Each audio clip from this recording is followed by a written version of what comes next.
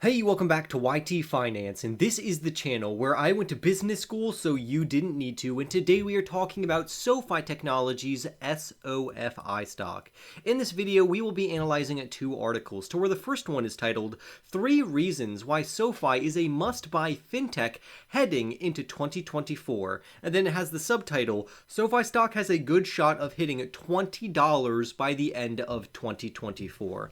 After that, we'll move on and talk about our next article titled Off 65% from its all-time highs. Is Sofi stock a can't-miss fintech buy right now? So these are both very bullish and positive articles, and I would love to hear your thoughts about either of these down below. So for more videos on Sofi Technologies and their SOFI stock, don't forget to go and annihilate that like button right now. Comment your thoughts down below. Subscribe if you are new. Don't forget to become a member of this channel for as little as 99 cents per month, because that's what keeps me here on YouTube. But if not, don't worry. By subscribing, you're going to get this content for absolutely free. And with that being said, let's jump right into today's stories. Sofi Technologies, as you already know, is a fintech company or a financial technology company that essentially operates as a digital bank, and they have had a fantastic year, and the year's not even over, which is great news for investors because they have a lot of upcoming catalysts and more good news on the way. Since going public, many analysts and financial reporters have commented on this fintech stock's trials and tribulations. However, Wall Street has somewhat of a bullish outlook on this company overall, which is very good to see as an investor.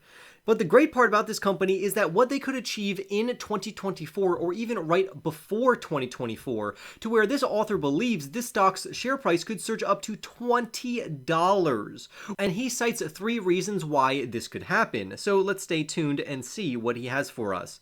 The first thing that he comments on is the company's Galileo Financial Technologies subsidiary, which received MasterCard certification to operate in regions such as Argentina, Brazil, Chile, Peru, and Uruguay. And if you didn't know, Galileo Technologies was acquired by Sofi Technologies in a very genius move by my estimation, because they get to use Galileo and utilize Technisys, which was another institution that they ended up acquiring. And this is a leading cloud-native digital multi-product core banking platform which was acquired back in March of 2022, and it offers its customers an end-to-end solution for launching digital financial products. And there are very large institutions that use Technisys in their own financial platforms. So it's really good to see that both of these acquisitions were very strategic in Sofi Technologies, because they're using Galileo to identify and infiltrate other regions across the world, and they're using Technisys to give other types of financial institutions the ability to launch digital financial products on their own platforms.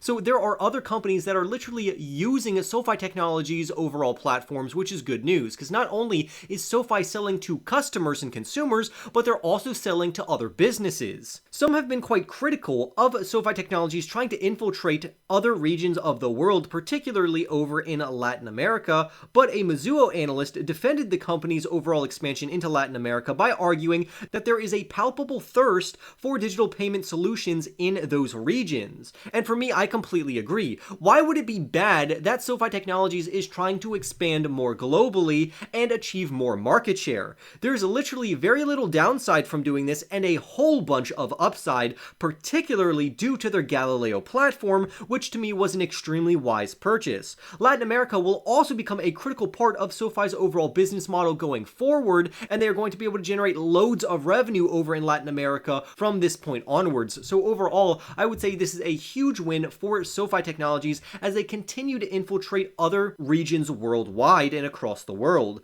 Furthermore, you should also know that for every $100 million in GAAP net income that Sofi generates, it can then lend a capacity of up to $750 to $800 million.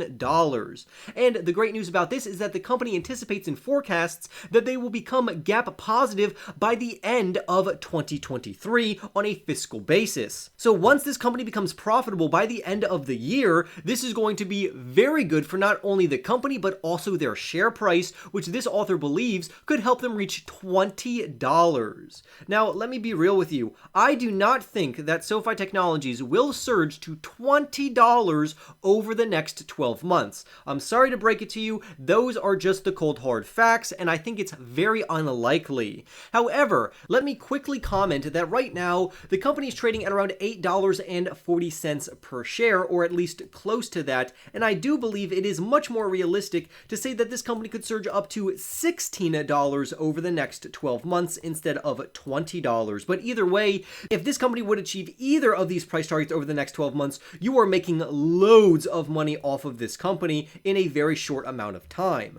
The company is very close to achieving profitability, and the sky is truly the limit. So I'm excited for SoFi Technologies to continuously infiltrate the global market and see what else it could bring in regards to their overall earnings and revenue. Now let's talk about why this company is currently trading at a 65% discount, and if right now is a good time to purchase this company.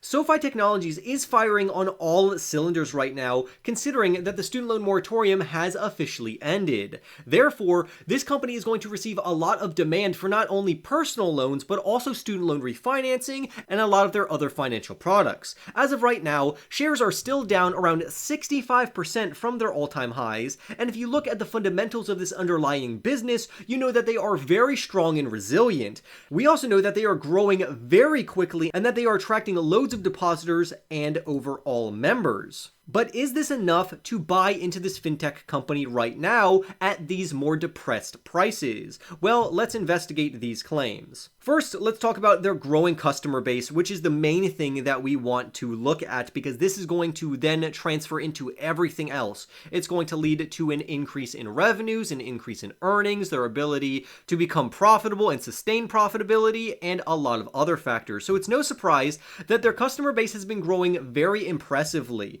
As of right now, they have around 6.2 million members, which is 6 times higher than the number they had in the first quarter of 2020, and this corresponds to a very incredible growth rate for their member acquisitions. On top of that, even though they are growing quickly, they are not profitable right now, but they are intended to become profitable very quickly. We can also look at their balance sheet, where their total deposits grew from 7.34 billion all the way up to 12.7 billion, which is rather impressive. But despite this good news, bears and naysayers and critics will point out that there is evidence of SoFi losing a lot of money by paying their overall members a high interest rate for various depositors, making it risky for SoFi to continuously have these inflated rates. However, I don't think this is true, because by offering a 4.5% return on various investor deposits, this is actually being used to attract more members who will use other products, which will make SoFi Technologies increase their revenue and earnings. So I think this is actually a phenomenal way to market, make them a member, get them into the ecosystem, and then cross-sell them on another product and make money off of them that way. We should also point out that bulls see a rapid growth in deposits, and that will positively impact SoFi's revenues, which is a great sign going forward, meaning that investing right now could be worth it for this company. Now, there is one big risk to watch for this company, and that would be, even though there are a lot of deposits and they are carrying a lot of loans on their overall financials, and if people don't pay back these loans, then SoFi Technologies is going to be the one floating the bill for this. However, as long as they quickly add deposits and increase revenue, this should not be a problem for the company. The business overall should have no problem generating pure profits as long as marketing expenses come down and they remain a percentage of revenue as they continue to scale. So in the end, SoFi Technologies has a very good chance of bringing in explosive returns for shareholders over the next decade, but it does come with downside risks, because after all, this is a singular risky growth company, and it honestly comes down to your risk tolerance, your portfolio, and what you already are invested into. Also, if you're not a long-term investor, then this may not be the company for you, because it's going to be very volatile over the long term. But with that being said, I would love to hear your thoughts down below. Don't forget to go and annihilate that like button right now. Comment your thoughts down below. Subscribe if you are new, and I'll see you in the next YT video.